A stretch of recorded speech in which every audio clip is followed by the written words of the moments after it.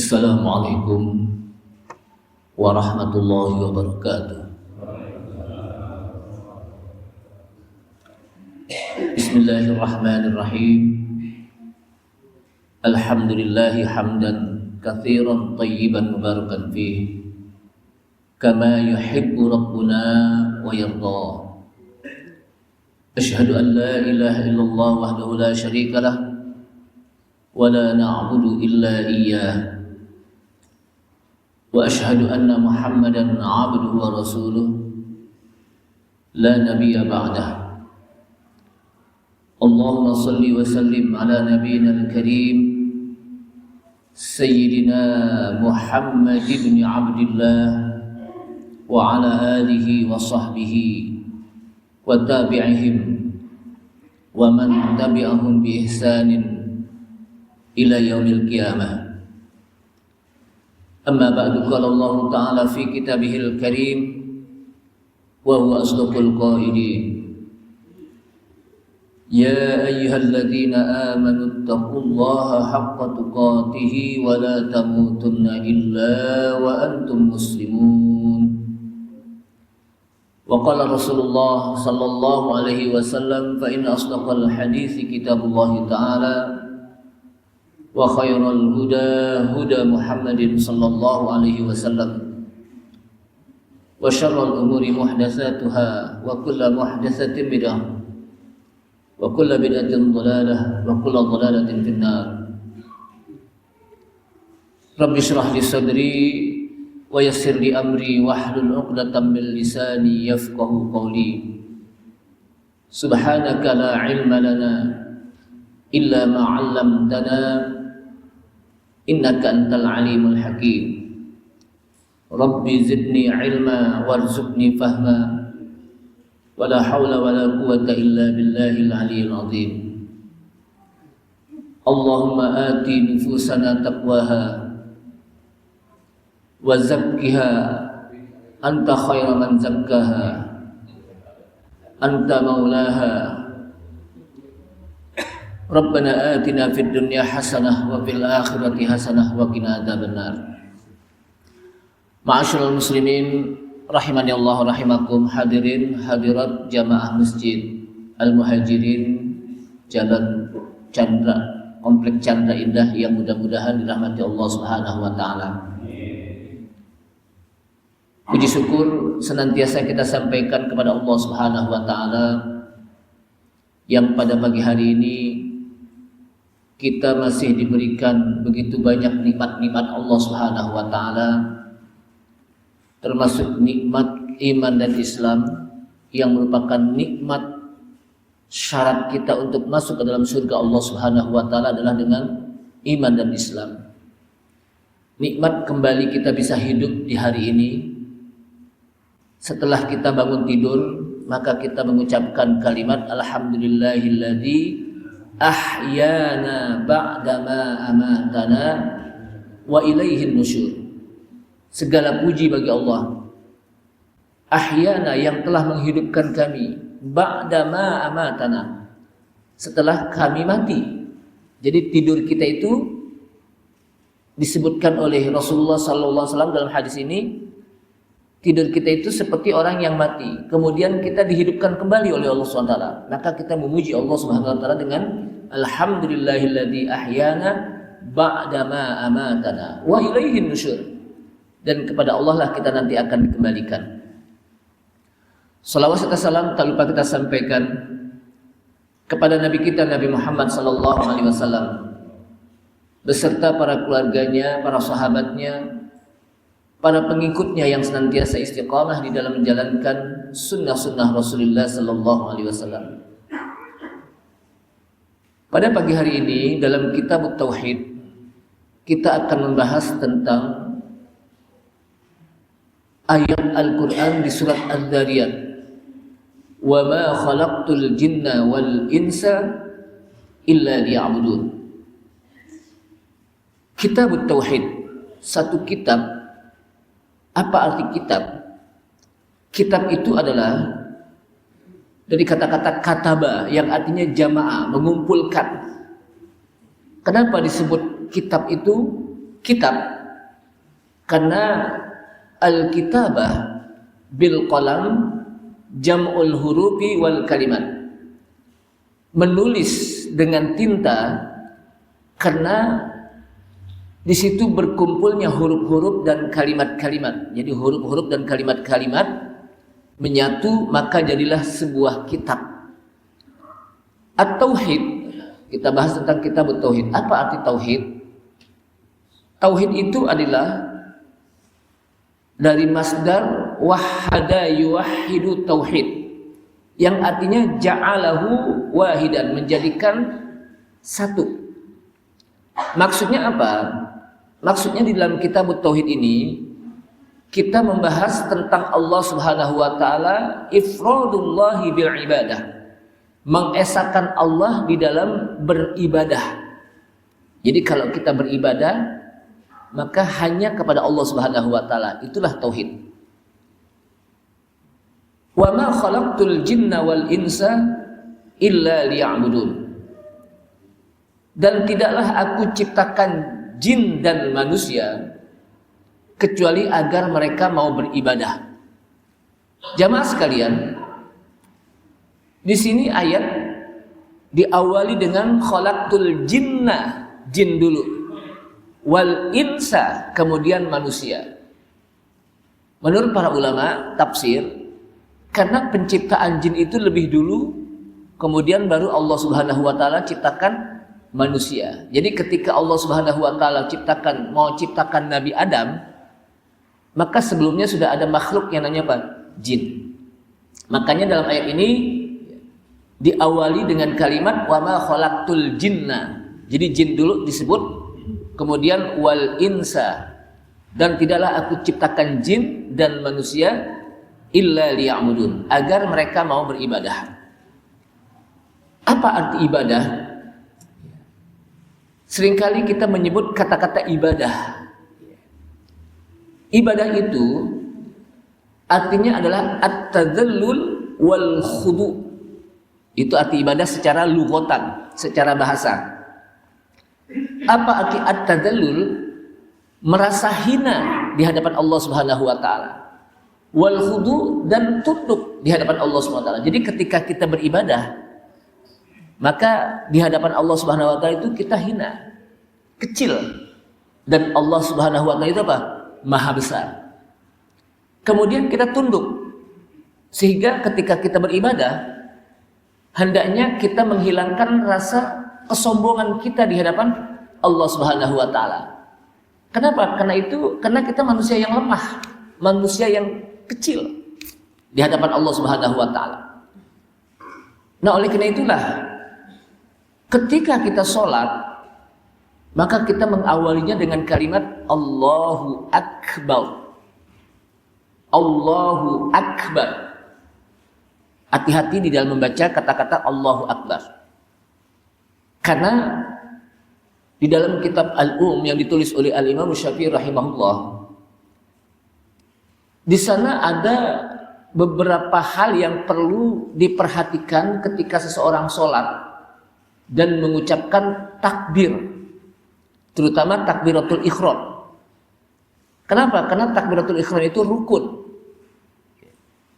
Seseorang tidaklah akan sah sholatnya kecuali dia harus melalui takbiratul ihram, Allahu Akbar. Sehingga diingatkan oleh para ulama agar dari dalam takbiratul ihram itu kita mengucapkan dengan satu kata Allahu Akbar. Tidak kita mengucapkan Allahu Akbar. Karena ada orang yang baca apa? Allahu Akbar. Karena kalau disebut Allahu Akbar, Allah dan Maha Besar. Padahal Allahu Akbar itu satu kata. Allah itu adalah Akbar, Maha Besar. Jadi kata-kata Allahu Akbar tidak boleh diselingi di tengahnya dengan kalimat apa? Wow. Karena ada orang apa? Jadi imam lagi. Allahu Akbar. Padahal yang betul Allahu Akbar. Ini perlu perhatian juga ini agar salat kita menjadi sah, karena dengan kita benar di dalam mengucapkan takbiratul ihram. Kemudian yang kedua, jangan sampai A-nya itu dipanjangkan. Allahu Akbar. Ya. Allahu Akbar.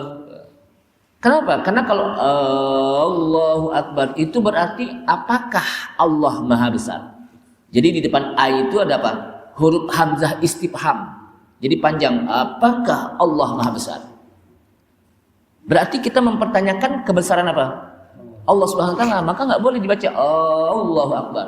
Allahu. Ya. Kemudian yang ketiga, barnya tidak boleh dipanjangkan. Allahu Akbar. Adzan juga nggak boleh. Allahu Akbar, Allahu Akbar. Kenapa? Karena kalau dipanjangkan barnya itu berarti beduk, tuh gak beduk? Tambur. Masa Allah itu apa? Beduk. Makanya apa? Jadi yang betul apa? Allahu Akbar. Allahu Akbar. Jadi ada beberapa hal yang perlu kita perhatikan. Kemudian lafaz Allahu Akbar, sepakat para ulama tidak boleh diganti dengan lafaz lain walaupun maknanya sama. Dari kata-kata a'zam, azim artinya besar, maha besar. Allahu a'zam, enggak boleh. Ya. Atau jalil, al-ajallu, Allahu al-ajallu, Allahu ajallu, enggak boleh juga. Dari kata-kata jalil, maha besar. Walaupun maknanya sama. Kenapa? Karena yang disebut dengan takbir adalah kalimat Allahu Akbar. Ini yang perlu diperhatikan. Nah, ketika kita memulai sholat dengan Allahu Akbar, itu berarti kita sudah mengikrarkan diri bahwa yang maha besar itu hanya Allah Subhanahu wa taala. Diri kita kecil. Karena diri kita kecil, maka kita tidak boleh sombong. Kenapa? Karena kita diingatkan dengan kalimat Allahu Akbar. Itu yang pertama.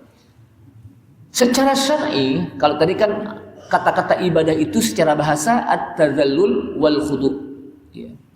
Sedangkan secara syar'i, istilahi, ibadah itu adalah ismun jami'un lima yuhibbuhu Allahu wa yardahu minal aqwali wal a'mali al-zahirati wal batinati. Itu ibadah, definisinya, batasan ibadah, pemahaman tentang apa? Ibadah. Ibadah itu adalah ismun jami'un, satu nama yang mencakup lima yuhibbuhullah, sesuatu yang Allah sangat suka, wa yardahu, dan Allah sangat senang ketika kita melakukannya. Allah suka, dan ketika kita melakukannya Allah senang. Minal aqwal, berupa ucapan, wal a'mal, berupa apa? Perbuatan, gerakan, wal zahirah, yang zahir, wal batinah, maupun yang batin. Jadi dari definisi ini batasannya adalah bahwa ibadah itu adalah satu nama yang mencakup setiap apa saja yang Allah suka. Ketika kita lakukan Allah sangat suka. Wa yardah, dan ketika kita lakukan Allah sangat senang. Apa itu? Minal aqwal, berupa ucapan. Kita baca Quran, Allah sangat suka. Allah Subhanahu wa taala sangat suka. Kita berzikir, Allah sangat suka kita berzikir. Kita pagi sore kita berzikir, kita mengucapkan kalimat tasbih, Allah sangat suka. Itu apa? Ibadah secara ucapan. Makanya di dalam sholat itu mencakup semua ibadah, baik ucapan, perbuatan, maupun apa? Hati. Ucapan apa? Kita membaca takbir, Allahu Akbar, kita membaca Fatihah, ucapan itu. Ketika kita ruku, kita membaca apa? Subhana rabbiyal azim wa bihamdih. Terus kita apa? Sujud begitu juga, subhana rabbiyal a'la wa bihamdih. Ya. Itu semuanya apa? Ucapan-ucapan. Makanya kalau orang sholat, dia apa? Tidak mengucap, maka nggak sah. Itu kok nggak diucapkan takbirnya? Ya dalam hati aja. Kenapa?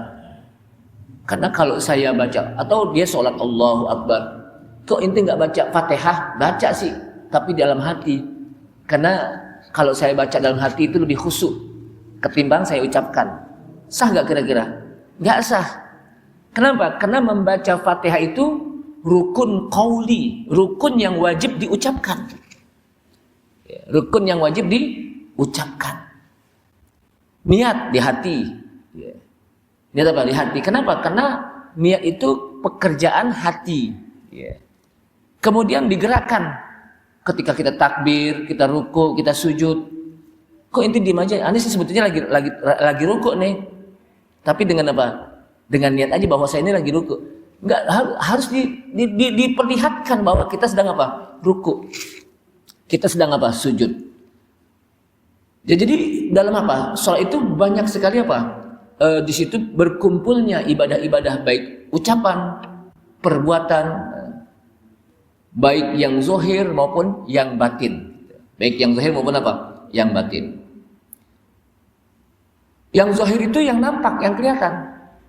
Yang batin yang nggak kelihatan, seperti kita bertawakal kepada Allah SWT, menyerahkan diri kepada Allah SWT apa? Dengan hati kita. Atau kita bertakwa. Makanya kata Rasulullah SAW, at-taqwa hahuna. Takwa itu adanya mana? Di hati. Jadi takwa itu nggak bisa diperlihatkan dengan dandanan seseorang. Oh, ini sih orang bertakwa, kenapa? Kemana-mana pakai pici haji mulu, belum tentu, kan gitu. Oh, dia sih bertakwa, kemana-mana pakai kain sarung dulu, belum tentu juga. Kenapa? Karena memang ketakwaan itu nggak bisa diperlihatkan dengan apa? Pakaian, dandanan seseorang. Tapi takwa itu bisa diperlihatkan dengan hati, dirasakan dengan hati. Bagaimana orang yang bertakwa itu orang yang takut kepada Allah Subhanahu wa taala. Orang yang senantiasa bertawakal kepada Allah Subhanahu wa taala. Kemudian jamaah sekalian rahimakumullah, itulah definisi daripada apa? Ibadah.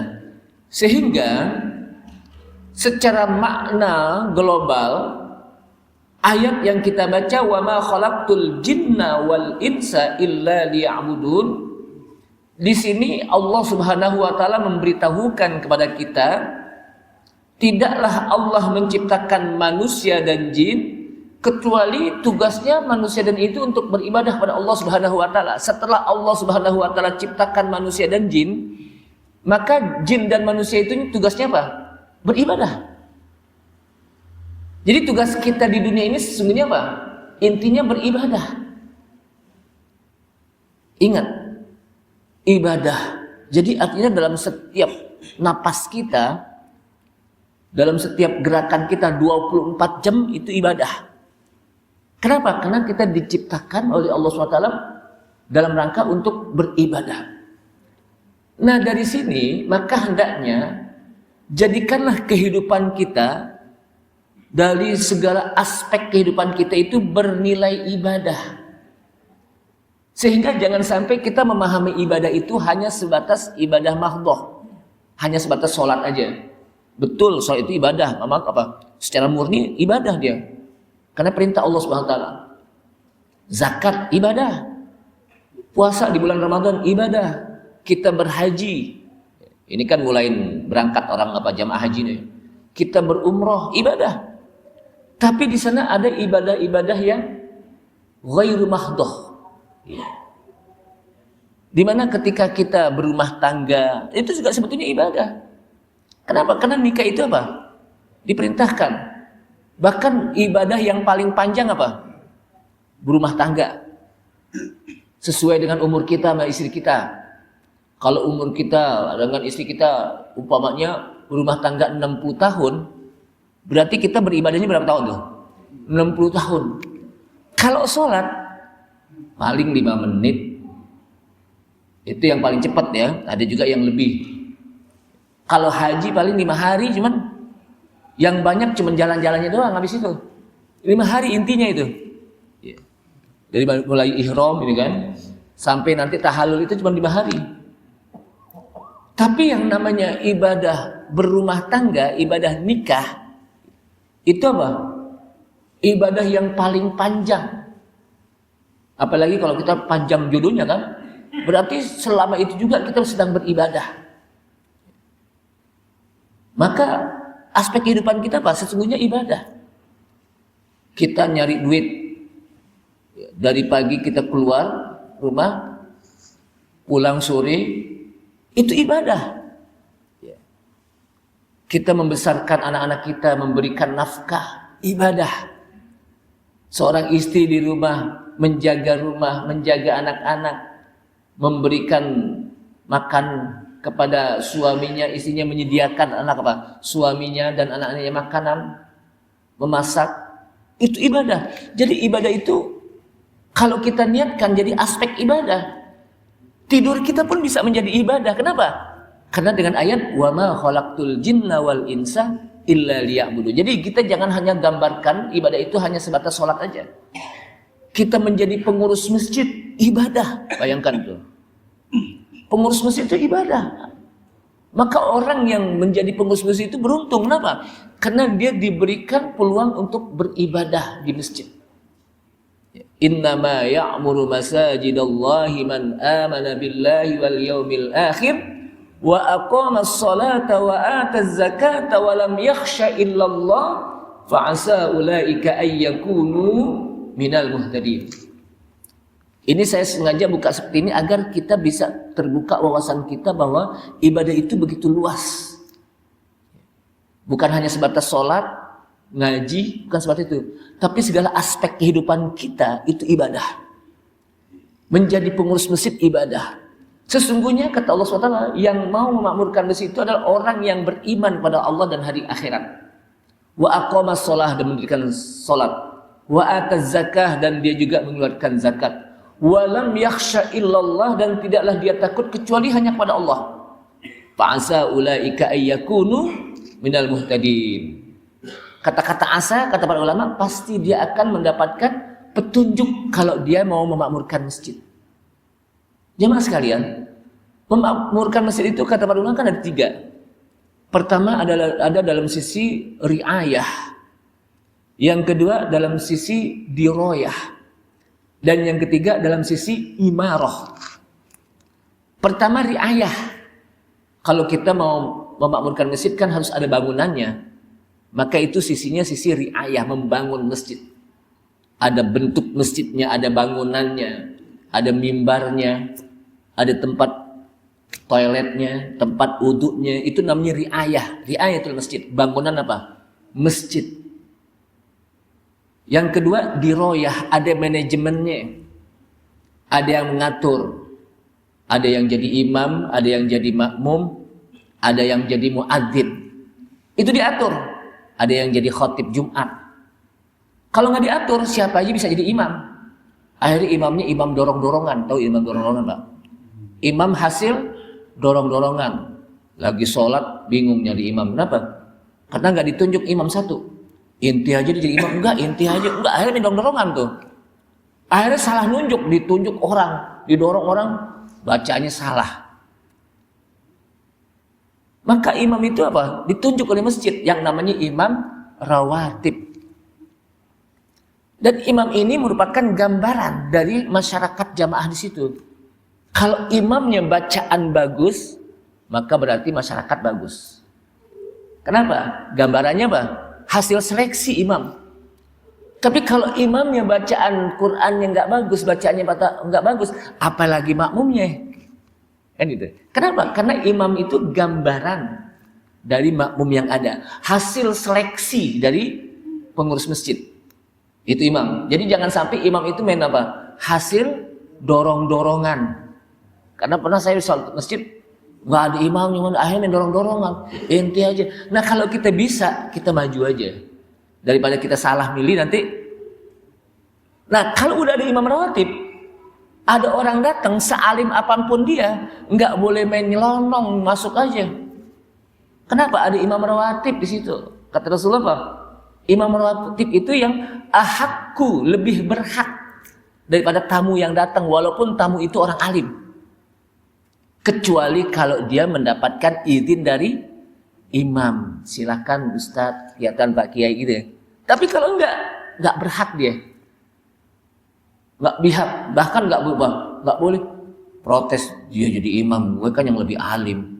Inti kan pendatang. Bayangkan. Jadi kita diajarkan adab-adab baik makmum maupun apa? Imam. Muadzin juga ditunjuk. Ya. Muadzin apa ditunjuk? Jadi itu semuanya bagian dari ibadah. Jadi ada tadi riayah bangunannya, diroyah manajemennya, diatur. Kalau kita belajar manajemen apa? Memanage, mengatur. Ada ketuanya, ada sekretarisnya, ada bendaharanya. Kalau semuanya orang ngatur kan repot. Semuanya jadi pengurus. Ini ketuanya yang mana? Pokoknya semuanya ngatur orang. Akhirnya nggak ada yang apa? Kita pegang. Makanya harus apa? Ada yang ngatur. Siapa itu pengurus? Ya. Kemudian ada yang namanya imarah. Diisi. Ada bangunannya, ada manajemennya, lalu diisi dengan kajian seperti ini. Ada sholat berjamaahnya, ada sholat Jumatnya, kan diisi. Ada apa? Madrasahnya, itu diisi. Tiga-tiganya harus dilakukan di dalam memakmurkan masjid. Satu saja enggak apa? Dilakukan, akan terjadi ketimpangan. Ada si bangunan masjidnya, ada manajemennya, tapi enggak ada yang mau memakmurkan, enggak diisi. Enggak ada kajiannya, enggak jadi. Atau ada kajiannya, tapi enggak ada bangunannya, apalagi. Atau ada bangunannya, ada kajiannya, tapi tidak dimanage. Tidak dimanage. Tidak ada manajemen, itu enggak jadi. Jadi tiga-tiganya harus apa? Harus berjalan. Paralel. Nah ini apa? Ibadah. Di masyarakat juga begitu. Yang jadi RT, yang jadi RW itu ibadah.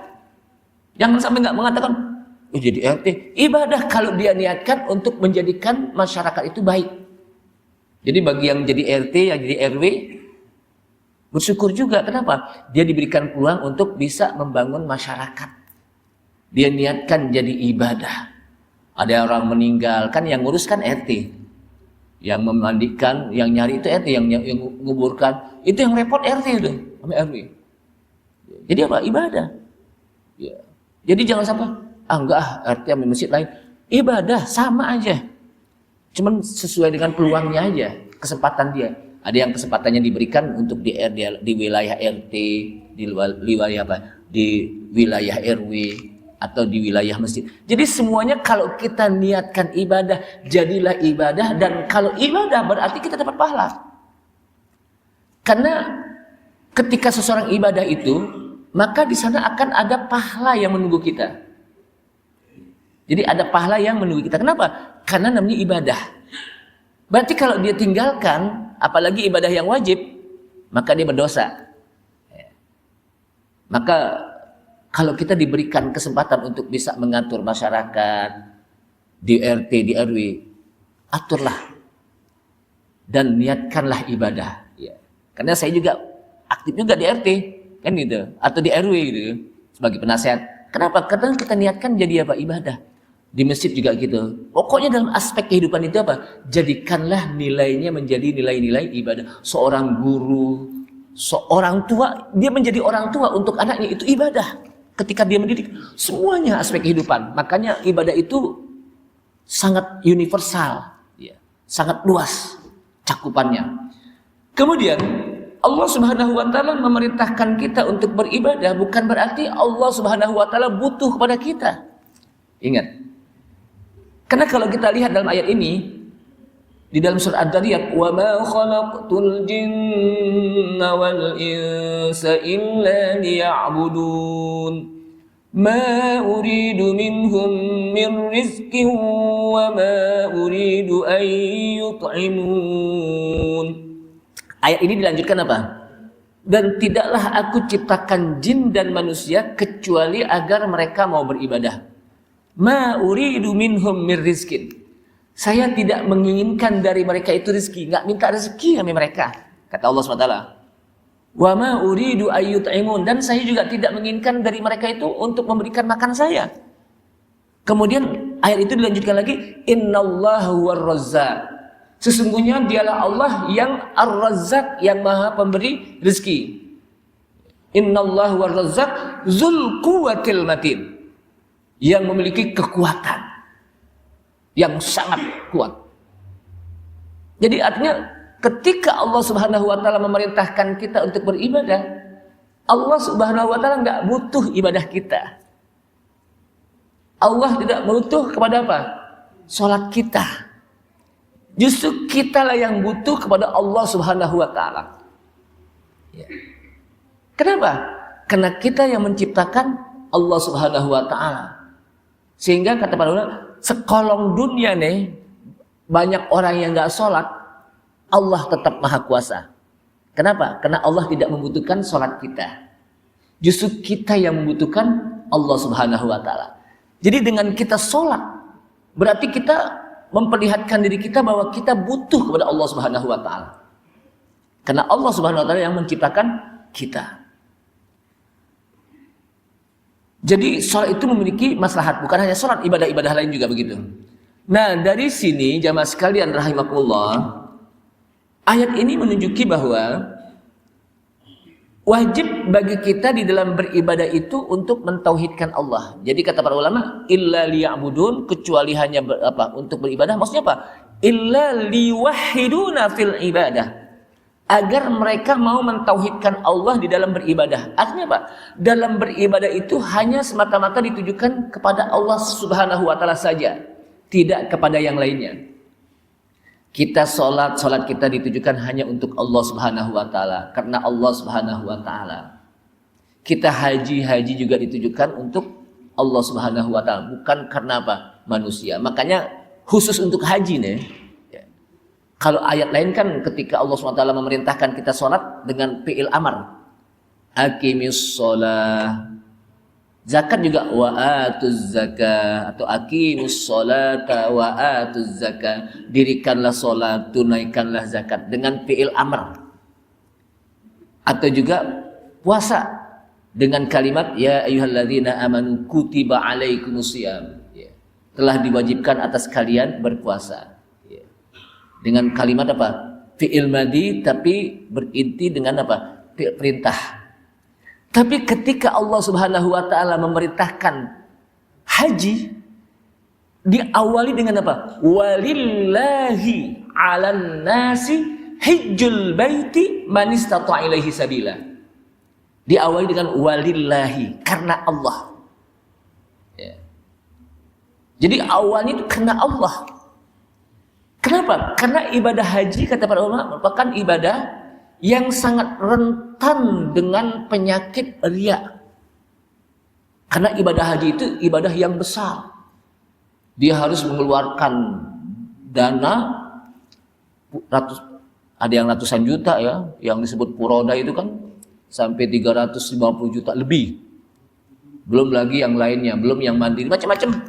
Pokoknya jut-jut semualah gitu. Belum lagi dia harus meninggalkan tanah airnya. Yang di tanah air ditinggalkan keluarga, istri, anak, harus juga diberikan bekal. Masa dia lupa ninggalin anak nggak ditinggalin untuk apa? Makan, kan gitu. Berarti apa? Kita tinggalin mari kelaparan nggak makan, kan kita harus tinggalin. Belum lagi dia harus meninggalkan tanah air, waktu, tempat dan sebagainya. Begitu apa? Belum lagi fisik, apalagi kalau sudah di Muzdalifah, di Mina. Wah, luar biasa itu. Ujiannya luar biasa. Jadi begitu rentan ibadah haji. Sehingga Allah Subhanahu wa taala memerintahkan dengan kalimat diawali walillahi, karena Allah lah 'alan nasi, kewajiban manusia, hajjul baiti, untuk melaksanakan haji ke Baitullah. Sekarang kita kan haji nyetor berapa tahun, setelah itu kita harus bisa berangkat. Ada yang 20 tahun ya, ada yang 25, tergantung di daerahnya mana-mana. Kalau di KI kan paling lama, karena berbaris itu yang apa. Nah, selama itu juga orang tahu tuh, oh si Fulan mau berangkat haji tuh, kenapa? Kemarin gue lihat dia lagi nyetor, kan gitu. Kemarin gue lihat ada di kantor Kemenang. Padahal belum berangkat, tapi udah nyohor di kampung. Itu kalau hatinya berbinah-binah, oh iya kalau itu orang udah pada tahu gue berangkat haji nih.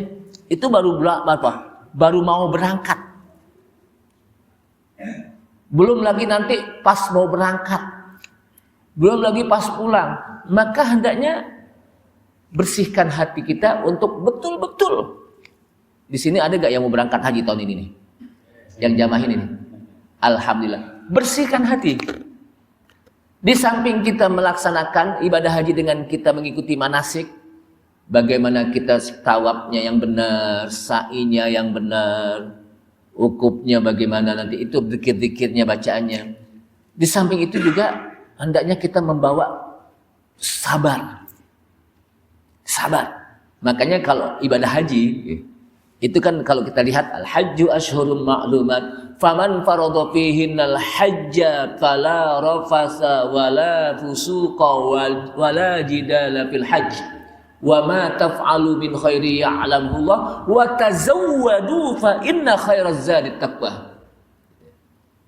Allah SWT ingatkan, faman faradha fihinnal hajj, barang siapa yang di antara mereka ingin melaksanakan ibadah haji, fala rafas, diingatkan, rafas, jangan berbuat keji, berucap keji, melakukan yang keji. Wala fusuk, jangan berbuat fasik, dosa. Wala jidal, jangan mau berantem. Jidal itu berantem, mujadalah fil hajj. Nah, apa bekal yang paling bagus? Wa tazawwadu fa inna khairaz zadi taqwa. Dan berbekalah, sesungguhnya bekal yang paling bagus di dalam apa? Melaksanakan ibadah haji itu apa? Takwa. Kalau puasa itu membentuk diri kita menjadi orang yang bertakwa. Tapi kalau ibadah haji kita sudah punya takwa. Kenapa? Karena dengan takwa ini itu menjadi bekal kita untuk melaksanakan apa? Ibadah haji. Jamaah sekalian, jadi ibadah yang paling apa? Berat haji. Kenapa? Karena dia diawali dengan walillahi, hati-hati. Hati-hati, kenapa? Karena gampang terasuki dengan penyakit riya haji itu. Apalagi kalau udah pulang haji nih, nggak dipanggil haji, waduh, dengan nengok-nengok nih. Ente nggak tahu udah haji, nggak dipanggil haji lagi. Orang mau manggil haji kita kayak atau enggak, kayak pokoknya kita nengok aja deh. Gitu. Jadi jangan sampai apa? Emang dia nggak tahu gua udah berangkat haji kemarin kan? Masa nggak dia? Jangan. Mau haji nggak haji apa? Terserah dia deh. Gitu. Jamaah sekalian. Jadi ini menunjukkan bahwa ketika kita beribadah itu hendaknya liya'budun ay liyuwahhiduna fit tauhid. Hendaknya kita mentauhidkan Allah di dalam beribadah. Maksudnya apa? Hanya ibadah kita semata-mata ditujukan kepada Allah Subhanahu wa taala. Ketika kita berkorban, ini korbannya nanti ini dikit lagi nih Idul Adha nih. Kita karena Allah. Makanya dalam berkorban itu ya, kita kan bacanya bismillah. Kalau mau lebih lengkap lagi boleh bismillahirrahmanirrahim. Itu jangan lupa baca bismillah. Ya. Tukang potong nih jangan lupa baca bismillahirrahmanirrahim. Dan tujukan bagi yang berkorban itu karena Allah Subhanahu wa taala. Walaupun sapinya paling gede di situ atau kambingnya paling banyak, tapi tetap dia karena Allah Subhanahu wa taala. Jadi ifradullah bil ibadah, mengesahkan Allah di dalam beribadah. Li'annahu ma khalaqal jinna wal insa illa li ajlil ibadah. Karena sesungguhnya tidaklah Allah menciptakan jin dan manusia kecuali agar manusia itu mau beribadah kepada Allah Subhanahu wa taala. Kan tugas kita sama dengan jin. Tapi beda dengan binatang. Binatang nyari makan enggak? Makan. Binatang pakai kawin enggak? Pakai tidur enggak? Pakai. Tapi beda dengan manusia. Manusia makan, minum, pakai kawin, punya anak. Tapi juga di sana ada kewajiban yang lain. Salat subuh berjamaah. Salat apa? Wajib yang 5 waktu berjamaah, puasa. Jin juga begitu sama. Jadi jin dan manusia itu memiliki taklif yang sama. Jadi kata para ulama apa? Dengan ayat ini berarti kewajiban jin dan kewajiban manusia itu sama. Kalau manusia itu sholat, jin juga sholat. Kalau manusia itu apa? Haji, jin juga haji. Jadi kalau orang melaksanakan ibadah haji itu juga jin sedang melaksanakan ibadah haji. Kalau manusia ngaji nih kayak gini, jin juga ngaji. Kenapa?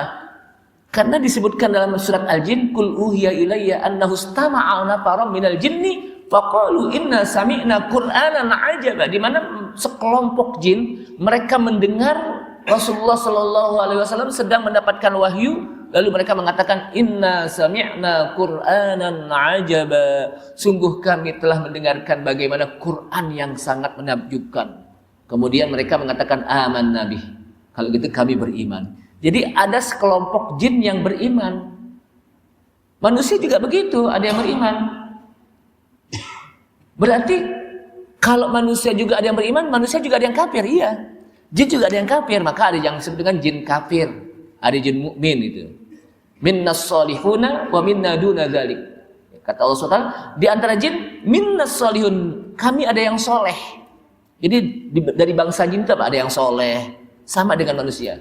Tapi ada juga yang tidak soleh, sama dengan manusia. Sama taklidnya. Cuman perbedaannya, manusia itu makhluk yang kelihatan, yang nampak. Dan kita tidak bisa melihat jin. Sedangkan jin adalah makhluk yang halus, yang nggak kelihatan. Tapi dia bisa melihat kita. Dan kehidupan jin dan manusia itu sama di dunia. Tidak di langit. Kalau di langit itu malaikat.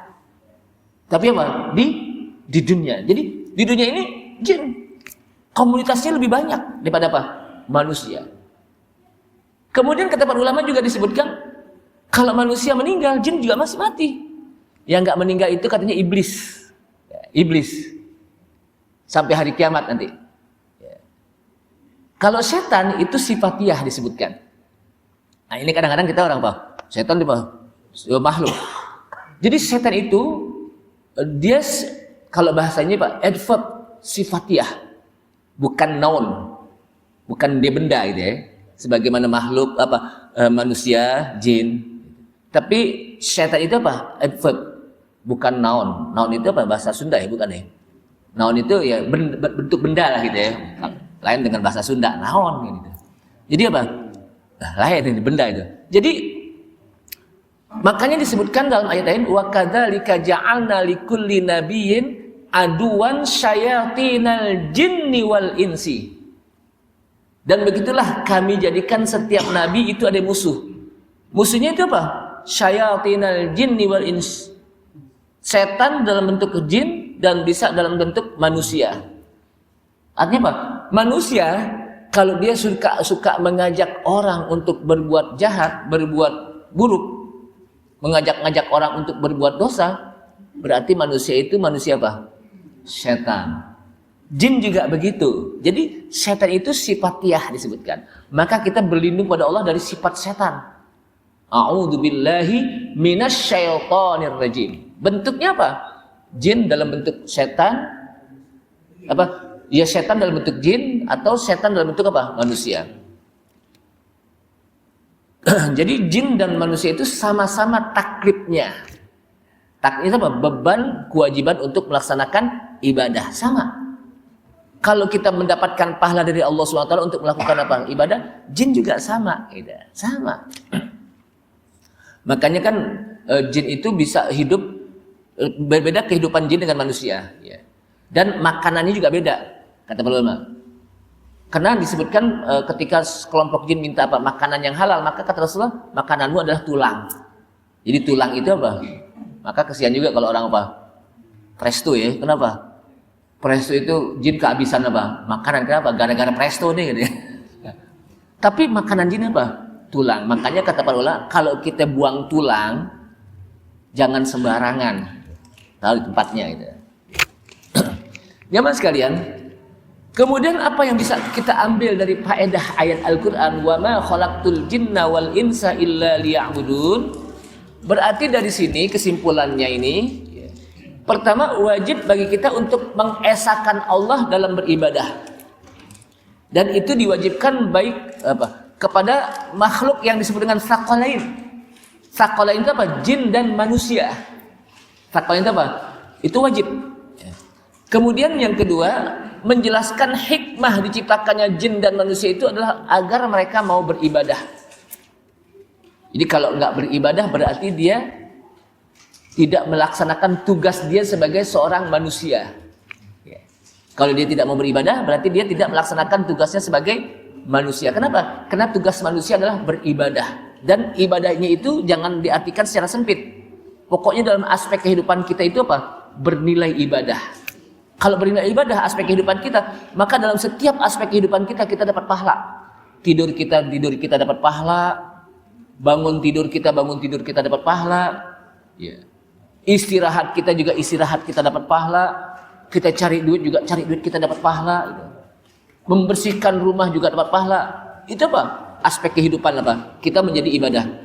Kemudian annal khaliq, bahwa pencipta huwallazi yastahiqqul ibadah. Jadi yang menciptakan itu berhak untuk diibadahi. Yang tidak menciptakan tidak berhak untuk kita sembah. Jadi yang berhak untuk disembah adalah yang menciptakan kita. Siapa? Allah Subhanahu wa ta'ala. Yang tidak menciptakan kita, kita tidak berhak untuk mengibadahi dia. Malaikat nggak boleh kita ibadahi walaupun dia malaikat. Kenapa? Karena malaikat makhluk diciptakan. Jadi nggak boleh kita minta-minta kepada malaikat. Apalagi pada jin. Makanya kita nggak boleh bekerja sama dengan jin. Jadi orang yang bekerja sama dengan jin, dia akan terjerumus ke dalam kesyirikan. Kenapa? Karena dia akan mengandalkan jin nanti, melupakan Allah Subhanahu wa ta'ala. Jadi jangan sampai ada orang mengatakan dia hebat, kenapa? Bisa berkolaborasi dengan jin, bisa kerjasama. Enggak, justru itu akan terjerumus dia kepada kesyirikan. Sebab sesungguhnya manusia itu lebih mulia daripada apa? Jin. Manusia itu lebih mulia daripada apa? Jin, makhluk manusia. Kenapa? Karena Allah Subhanahu wa ta'ala utus seorang rasul dari kalangan manusia, bukan dari kalangan jin. Tapi jin itu rasulnya manusia. Nabi kita, Nabi Muhammad SAW. Jadi jin itu rasulnya Nabi kita, seorang manusia. Jin itu tidak ada yang jadi rasul. Tapi dia wajib untuk menjadikan Nabi kita, Nabi Muhammad SAW sebagai rasul. Itu apa? Kehebatan manusia itu. Dan manusia, jin, ibadahnya berbeda dengan malaikat. Kalau malaikat ibadahnya cuma satu aja. Diperintahkan oleh Allah Subhanahu wa ta'ala untuk menyampaikan wahyu, itu aja. Kayak malaikat Jibril, diperintahkan untuk meniup sangkakala, itu saja. Seperti Israfil, sekarang ini lagi siap-siap nih. Kalau instruksi Allah Subhanahu wa ta'ala, tiuplah, hancurlah seluruhnya. Sekarang ini disebutkan apa? Lagi siap-siap nih. Makanya hati-hati. Kalau diperintahkan untuk bertasbih aja. Jadi ibadahnya itu cuma satu macam. Tapi kalau manusia ibadahnya apa? Sangat kompleks. Kompleks. Bukan kompleks canda ini. Kompleks itu apa maksudnya, Bang? Sangat beragam. Ya. Sangat beragam gitu. Jadi ibadahnya manusia apa? Sangat beragam. Apa aja? Sholat, haji, zakat, puasa, baca Quran, berzikir, tahajud. Itu apa banyak. Makanya manusia itu bisa lebih mulia derajatnya di sisi Allah dari apa? Malaikat. Tapi juga bisa lebih hina derajatnya dari binatang. Tergantung di mana dia posisikan dirinya. Kemudian jemaah sekalian rahimakumullah, sekali lagi.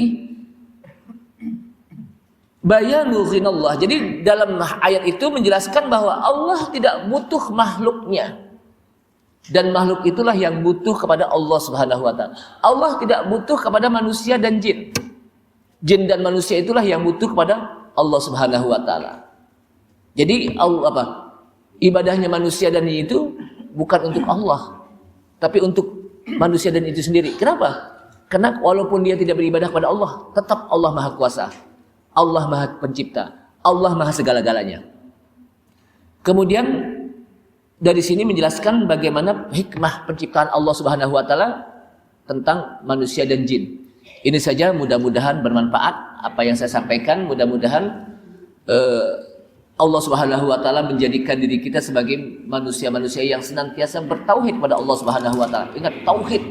Karena tauhid ini adalah inti dari segalanya. Nanti kita akan bahas pada sebulan yang akan datang bagaimana Rasul itu diutus oleh Allah Subhanahu wa taala dalam rangka untuk menyampaikan tauhid kepada manusia. Jangan sampai kesyirikan itu di mana-mana. Orang percaya kepada perdukunan, orang percaya kepada praktek-praktek paranormal, orang percaya kepada praktek-praktek orang-orang pintar. Padahal di sana ada Allah Subhanahu wa taala, tempat kita meminta. Iyyaka na'budu wa iyyaka nasta'in. Kepadamu lah ya Allah kami beribadah, dan kepadamu lah ya Allah kami minta pertolongan. Kita tutup subhanallah, asyhadu an la ilaha illa anta, astaghfiruka wa atubu ilaik. Wassalamualaikum warahmatullahi wabarakatuh.